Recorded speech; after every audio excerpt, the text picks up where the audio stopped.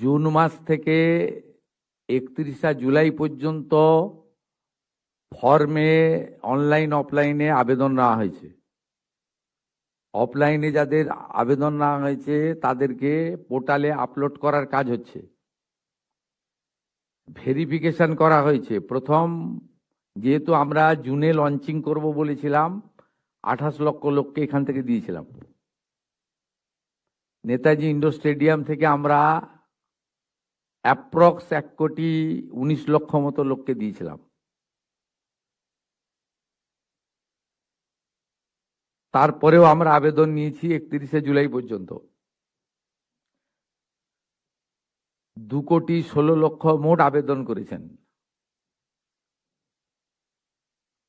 এই আবেদনকারীদের প্রত্যেকটা ভেরিফিকেশন করার কাজ চলছে।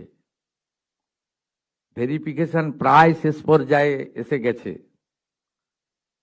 আজকে আমি ডিটেলসে বলবো না। 10 তারিখে আমি এবং সংশ্লিষ্ট মন্ত্রী মালতী রাভা রায় ডিটেলসে প্রেস কনফারেন্স করব 2 PM, ঠিক আছে? আপনারা আসবেন মিছিলের আগে, তেরঙ্গা যাত্রার আগে। 17ই আগস্ট থেকে 10ই জুলাই পর্যন্ত যারা আবেদন করেছেন তাদের ভেরিফিকেশন কমপ্লিট করা যাবে, মানে 10 তারিখ পর্যন্ত এই মাসের।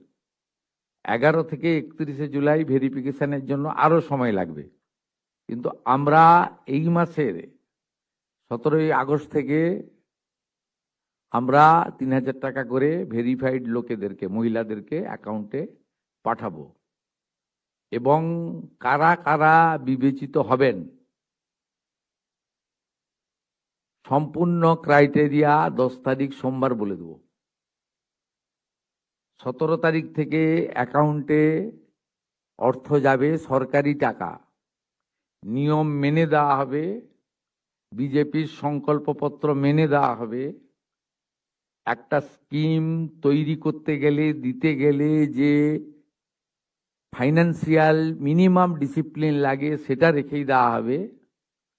25 থেকে 60 বছর বয়সী লোকেদের দেওয়া হবে। অন্যান্য সমস্ত আপনারা কাগজ পেন নিয়ে আসবেন, নোট করতে থাকবেন।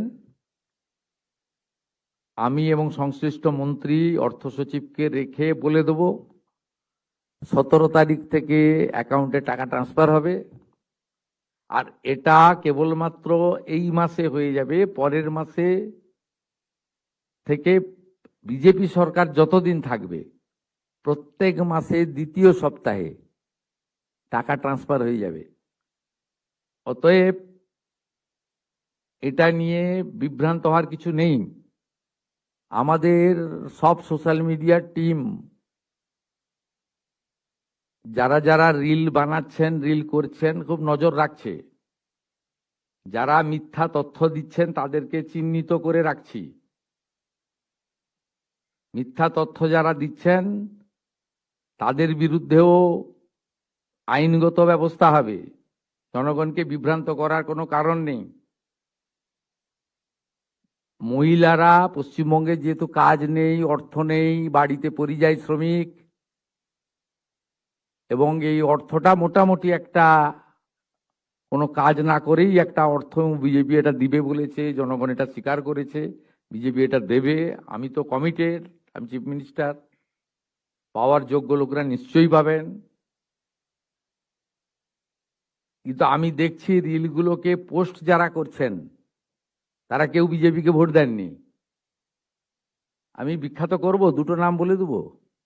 আমি পাই নূর আলম, আপনি ভোট দেননি বিজেপিকে, আমি জানি আপনি কোনোদিন বিজেপিকে ভোট দেবেন না। মেহবুব, আপনি মেয়েদের কাছ থেকে ভিডিও করাচ্ছেন, করে পোস্ট করে রিল করছেন, আপনি ভাবছেন এতে কিছু হবে না। এখানে বিজেপি 100 বছর থাকবে, 100 বছর থাকবে বিজেপি, যে কাজ করে দিয়ে যাবে। এখানে এই লোকেদের আর ফেরত আসার কোনো চান্স নেই।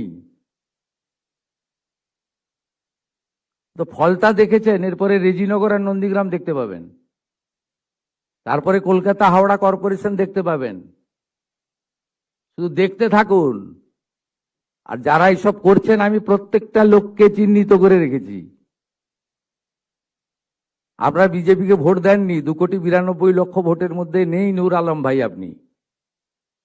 আপনি কোথায় ভোট দেন আমি জানি, কোথায় দিবেন ভবিষ্যতে সেটাও আমি জানি।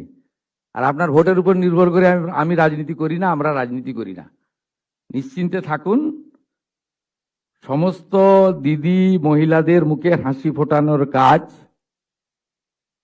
আমরা করব। বারুইপুরে দেখেছেন,